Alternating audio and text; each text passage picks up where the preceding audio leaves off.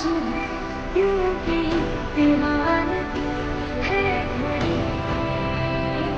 तू तेरा अस्त्र है, तू ही तेरा शस्त्र है हर घड़ी।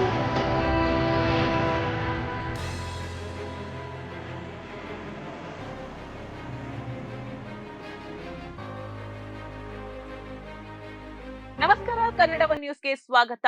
ನಾನು ನಿಶ್ಮಾ ಇರ್ಷಾದ್.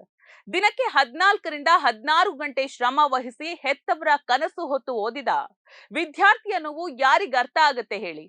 ಪರೀಕ್ಷೆ ಬರೆದ್ರೆ ಪೇಪರ್ ಲೀಕ್, ನ್ಯಾಯ ಕೇಳಿ ಬೀದಿಗೆ ಬಂದ್ರೆ ಲಾಠಿ ಏಟು. ಸರಿ, ದೇಶದ ಅತ್ಯುನ್ನತ ನ್ಯಾಯಾಲಯದ ಬಾಗಿಲು ತಟ್ಟಿದ್ರೆ ನಮಗೆ ಸಮಯ ಇಲ್ಲ ಅನ್ನುವ ಮಾತು. ಪರೀಕ್ಷಾ ಅಕ್ರಮ ಹಾಗೂ ಪೊಲೀಸ್ ದೌರ್ಜನ್ಯದ ವಿರುದ್ಧ ವಿದ್ಯಾರ್ಥಿಗಳು ಸಲ್ಲಿಸಿದ್ದ ಅರ್ಜಿಯ ವಿಚಾರಣೆಯಲ್ಲಿ ಕೋರ್ಟ್ ಹಾಗಾದ್ರೆ ಹೇಳಿದ್ದೇನು? ಸಿಜೆಐ ಸೂರ್ಯಕಾಂತ್ ಅವರ ಪ್ರತಿಕ್ರಿಯೆ ಏನು ಅನ್ನೋದನ್ನ ಇವತ್ತಿನ ಈ ವಿಡಿಯೋದಲ್ಲಿ ನೋಡ್ತಾ ಹೋಗೋಣ. ನೀಟ್ ಯುಜಿ 2026ರ ಪ್ರಶ್ನೆ ಪತ್ರಿಕೆ ಸೋರಿಕೆ, ಪರೀಕ್ಷೆಯಲ್ಲಿ ನಡೆದಂತಹ ಸಾಲು ಸಾಲು ಅಕ್ರಮಗಳು ಮತ್ತು ರಾಷ್ಟ್ರೀಯ ಪರೀಕ್ಷಾ ಸಂಸ್ಥೆಯಲ್ಲಿನ ಸುಧಾರಣೆಗಳಿಗೆ ಆಗ್ರಹಿಸಿ ದೇಶದಾದ್ಯಂತ ವಿದ್ಯಾರ್ಥಿಗಳು ಬೃಹತ್ತಾದಂತಹ ಒಂದು ಹೋರಾಟವನ್ನ ನಡೆಸ್ತಾ ಇದ್ದಾರೆ. ಈ ಅನ್ಯಾಯದ ವಿರುದ್ಧ ಧ್ವನಿ ಎತ್ತೋದಕ್ಕೆ ಯುವಕರು ಸಾಂಕೇತಿಕವಾಗಿ ಕಾಕ್ರೋಚ್ ಜನತಾ ಪಾರ್ಟಿ ಅನ್ನುವಂತಹ ಒಂದು ವೇದಿಕೆಯನ್ನ ರಚಿಸಿಕೊಂಡು ದೆಹಲಿಯಲ್ಲಿ ಬೃಹತ್ ಸಂಸತ್ ಚಲೋ ಮೆರವಣಿಗೆಯನ್ನ ಆಯೋಜಿಸಿದ್ರು. ತಮ್ಮ ಭವಿಷ್ಯವನ್ನ ಕಾಪಾಡಿಕೊಳ್ಳೋದಕ್ಕೆ ಶಾಂತಿಯುತವಾಗಿ ಮೆರವಣಿಗೆ ನಡೆಸ್ತಾ ಇದ್ದಂತಹ ವಿದ್ಯಾರ್ಥಿಗಳ ಮೇಲೆ ಪೊಲೀಸರು ಬಲ ಪ್ರಯೋಗ ನಡೆಸಿದ್ದಾರೆ. ಪ್ರತಿಭಟನಾ ನಿರತರನ್ನ ಚದುರಿಸೋದಕ್ಕೆ ಲಾಠಿ ಚಾರ್ಜ್ ಅನ್ನ ಕೂಡ ಅಲ್ಲಿ ಮಾಡಲಾಯಿತು. ಈ ಪೊಲೀಸ್ ದೌರ್ಜನ್ಯವನ್ನ ಖಂಡಿಸಿ ಹಾಗೂ ಅದನ್ನ ನ್ಯಾಯಾಲಯವು ಸ್ವಯಂ ಪ್ರೇರಿತವಾಗಿ ಪರಿಗಣಿಸಬೇಕು ಅಂತ ಕೋರಿ ವಕೀಲರೊಬ್ರು ಸುಪ್ರೀಂ ಕೋರ್ಟ್ನ ಮುಖ್ಯ ನ್ಯಾಯಮೂರ್ತಿಗಳ ಪೀಠದ ಮೆಟ್ಟಿಲೇರಿದ್ರು. ಬುಧವಾರ ಅಂದ್ರೆ ಇವತ್ತು ಈ ವಿಷಯವನ್ನ ಸಿಜೆಐ ಸೂರ್ಯಕಾಂತ್ ಅವರ ನೇತೃತ್ವದ ಪೀಠದ ಮುಂದೆ ತುರ್ತು ವಿಚಾರಣೆಗೆ ತಂದಾಗ ನ್ಯಾಯಪೀಠವು ಅರ್ಜಿಯನ್ನ ಕೈಗೆತ್ತಿಕೊಳ್ಳೋದಕ್ಕೆ ನಿರಾಕರಿಸಿತು. ನಮ್ಮ ಸಮಯವನ್ನ ವ್ಯರ್ಥ ಮಾಡಬೇಡಿ ಮತ್ತು ನಿಮ್ಮ ಸಮಯವನ್ನು ವ್ಯರ್ಥ ಮಾಡ್ಕೊಳ್ಬೇಡಿ ಅಂತ ಸಿಜೆಐ ಸೂರ್ಯಕಾಂತ್ ಅವರು ತಿಳಿಸಿದ್ರು. ಸಾರ್ವಜನಿಕ ಹಿತಾಸಕ್ತಿ ವಿಷಯವನ್ನ ಮಂಡಿಸೋದಕ್ಕೆ ವಕೀಲರು ಅಲ್ಲಿ ಪ್ರಯತ್ನ ಮಾಡಿದಂತಹ ಸಂದರ್ಭದಲ್ಲಿ ತುಂಬಾ ಧನ್ಯವಾದಗಳು ಅಂತ ಹೇಳಿ ಅವರ ಮಾತನ್ನ ಅಲ್ಲಿ ಮೊಟಕುಗೊಳಿಸಲಾಯಿತು. ಪೊಲೀಸ್ ದೌರ್ಜನ್ಯವನ್ನ ಸಾಬೀತುಪಡಿಸುವಂತಹ ವಿಡಿಯೋಗಳು, ಸಾಕ್ಷ್ಯಗಳು ನಮ್ಮ ಬಳಿ ಇದೆ ಅಂತ ವಕೀಲರು ಮತ್ತೆ ಮತ್ತೆ ಪೀಠದ ಗಮನಕ್ಕೆ ತರೋದಕ್ಕೆ ಯತ್ನಿಸಿದ್ರು. ಆದ್ರೆ ಅದಕ್ಕೆ ಪ್ರತಿಕ್ರಿಯಿಸಿದಂತಹ ಸಿಜೆಐ, ನಮ್ಗೆ ವಿಡಿಯೋಗಳಲ್ಲಿ ಆಸಕ್ತಿ ಇಲ್ಲ, ಅದನ್ನ ನೋಡೋದಕ್ಕೆ ನಮ್ಗೆ ಸಮಯವೂ ಇಲ್ಲ, ನಾವು ಯಾವುದೇ ವಿಡಿಯೋಗಳನ್ನ ನೋಡುವುದೂ ಇಲ್ಲ, ಅದನ್ನ ನೋಡೋದಕ್ಕೆ ಬಯಸೋದೂ ಇಲ್ಲ ಅಂತ ಹೇಳಿ ಅಲ್ಲಿಗೆ ಅರ್ಜಿಯನ್ನ ವಜಾಗೊಳಿಸಿದ್ರು.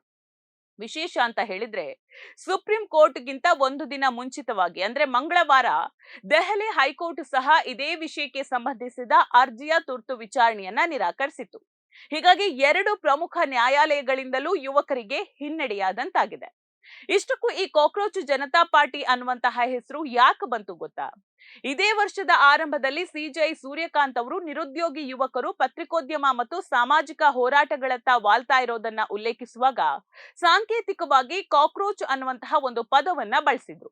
ಅವರು ಆ ಹೇಳಿಕೆಯನ್ನೇ ವಿಡಂಬನಾತ್ಮಕವಾಗಿ ಅಣಕಿಸಲು ಮತ್ತು ತಮ್ಮ ಪ್ರತಿಭಟನೆಯ ಧ್ವನಿಯನ್ನಾಗಿ ಮಾಡೋದಕ್ಕೆ ಯುವಕರು ಈ ಕಾಕ್ರೋಚ್ ಜನತಾ ಪಾರ್ಟಿ ಅನ್ನುವಂತಹ ಒಂದು ವೇದಿಕೆಯನ್ನ ಹುಟ್ಟು ಹಾಕಿದ್ರು.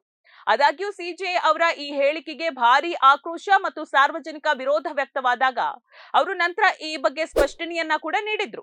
ನಾನು ಸಮಾಜದ ಪ್ರಾಮಾಣಿಕ ಯುವಕರನ್ನಾಗ್ಲಿ ಅಥವಾ ನಿಜವಾದ ವಿದ್ಯಾರ್ಥಿಗಳನ್ನಾಗಿ ಉದ್ದೇಶಿಸಿ ಈ ಮಾತನ್ನ ನಾನು ಹೇಳಲಿಲ್ಲ, ಬದಲಾಗಿ ನಕಲಿ ಮತ್ತು ಬೋಗಸ್ ಪದವಿಗಳನ್ನ ಇಟ್ಕೊಂಡು ಜನರನ್ನ ಹಾದಿ ತಪ್ಪಿಸುವವರನ್ನ ಉದ್ದೇಶಿಸಿ ಮಾತ್ರ ಹೇಳಿದ್ದೀನಿ ಅನ್ನುವಂತಹ ಒಂದು ಸ್ಪಷ್ಟನೆಯನ್ನ ಕೂಡ ಅಲ್ಲಿ ಸಿಜೆಐ ಕೊಟ್ರು.